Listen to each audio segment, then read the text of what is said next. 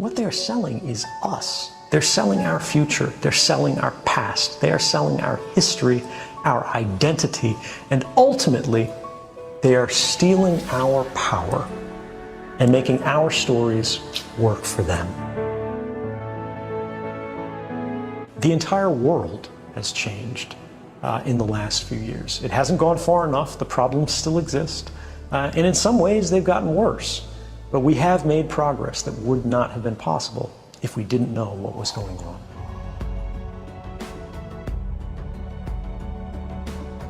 Related question, what today can the government do to your phone and your laptop, the phone and laptop of any American? What's the extent of the government's reach if they're determined to reach into your life? We could talk about this question for hours, Brian, but we don't have time, so I'll try to summarize. Hacking has increasingly become what governments consider a legitimate investigative tool. They use the same methods and techniques as criminal hackers.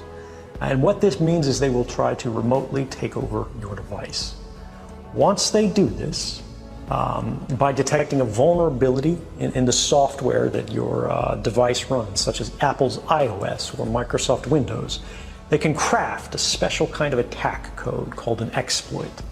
They then launch this exploit at the vulnerability on your device, which allows them to take total control of that device. Anything you can do on that device, the attacker, in this case the government, can do.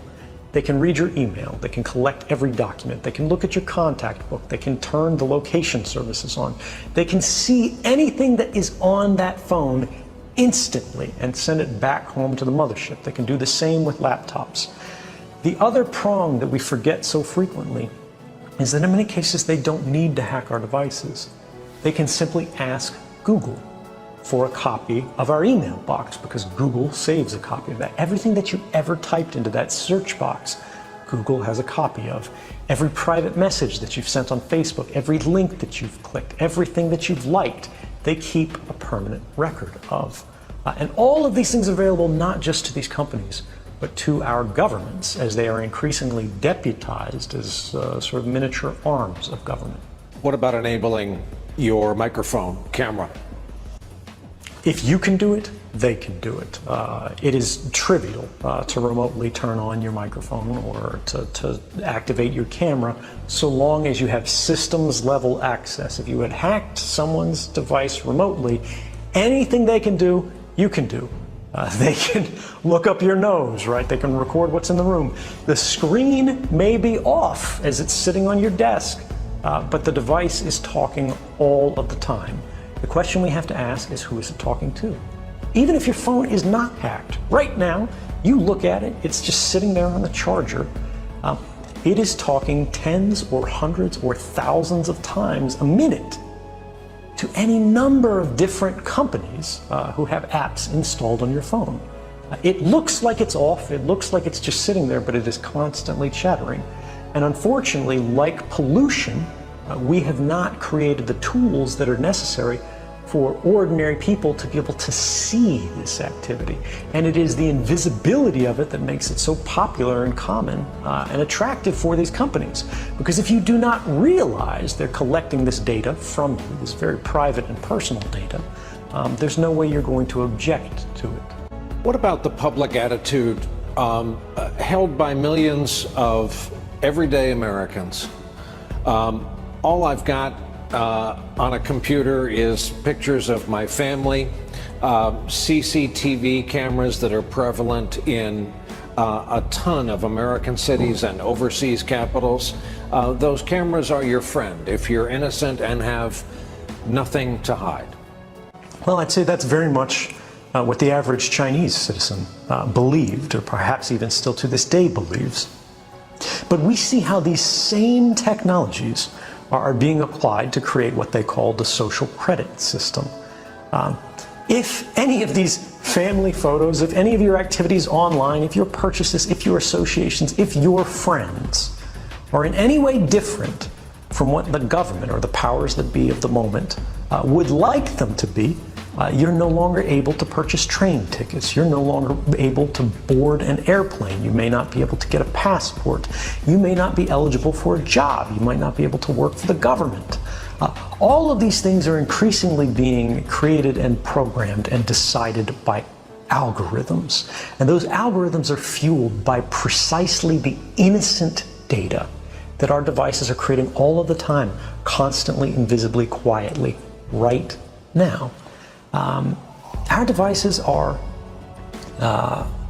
casting all of these records that we do not see being created, that in aggregate seem very innocent. You were at Starbucks at this time. You went to the hospital afterwards. You spent a long time at the hospital. After you left the hospital, you made a phone call. You made a phone call to your mother. You talked to her until the middle of the night. The hospital was an oncology clinic. Even if you can't see the content of these communications, the activity records, what the government calls metadata, which they argue they do not need a warrant to collect, tells the whole story. And these activity records are being created and shared and collected and intercepted constantly by companies and governments. And ultimately it means as they sell these, as they trade these, as they make their businesses on the backs of these records, what they are selling is not information. What they're selling is us. They're selling our future. They're selling our past. They are selling our history, our identity, and ultimately, they are stealing our power and making our stories work for them.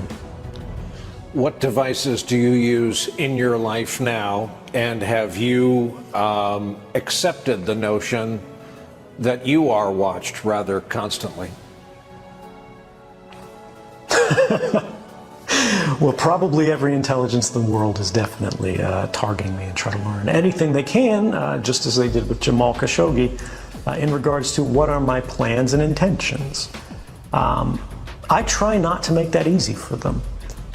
If I get a smartphone and I need to use a phone, I actually open it up before I use it. I perform a kind of surgery on it to physically desolder or sort of melt the metal connections that hold the microphone on the phone.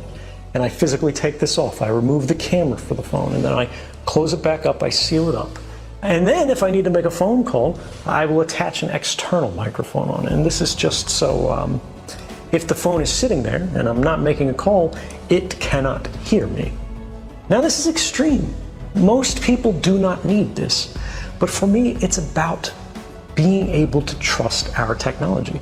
My phone could still be hacked. My laptop could still be hacked. And just as I told you before, the same principles apply to me. If it is hacked, they can do anything to the device that I can do. So my trust in technology is limited. But just because that's how it is today doesn't mean that's how it has to be. And a large majority of my work with the Freedom of the Press Foundation, where I serve as president of the board, is dedicated to trying to make technology more secure, to try to create programs and protocols by which we can make the communications of sources and journalists more confidential. Because if we lose the confidentiality between sources and journalists, we lose access to those essential facts that let us understand what's happening in the world. And unfortunately, under this White House, just like under the prior White House, we see the sources of very important stories that have advanced the public interest facing retaliation from a very angry government.